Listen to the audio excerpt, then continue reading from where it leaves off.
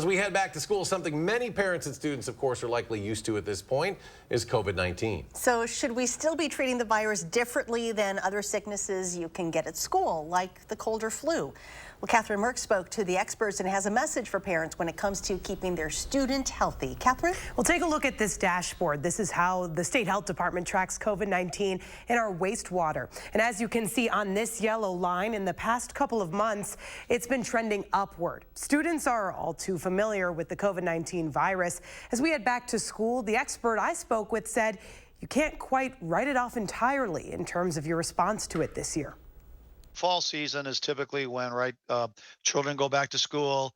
We start, closing our windows. We're confined in smaller spaces, and it typically is the upper respiratory season. It's the same story. As the students go back to school, there are more risks for getting sick. But the COVID-19 pandemic changed everyone's outlook on responding to a cough or a stuffed up nose. And we probably should have done this more, diligently in the past as well, that when you do get sick, stay home from school or work. This doctor at SSM Health says the symptoms between COVID-19, the flu, and the common cold can overlap. The only way to really tell is to be tested. That means even though we've seen fewer masks and less social distancing, it's still important to remember the risks of the virus that once took over our lives. At some point, when does it just become one of the viruses that we will deal with? And I think we're getting to that level. We're maybe not there yet. As you head back to school, remember the story hasn't changed too much. You still need to be aware. Those common sense things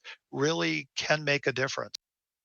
The doctor still recommends wearing masks, washing your hands, and staying up to date on vaccinations to best protect yourself from COVID-19, especially for those heading back to school. As we approach the fall cold and flu season, there are telehealth options available so you can save the trip to the doctor and get the care you need from home.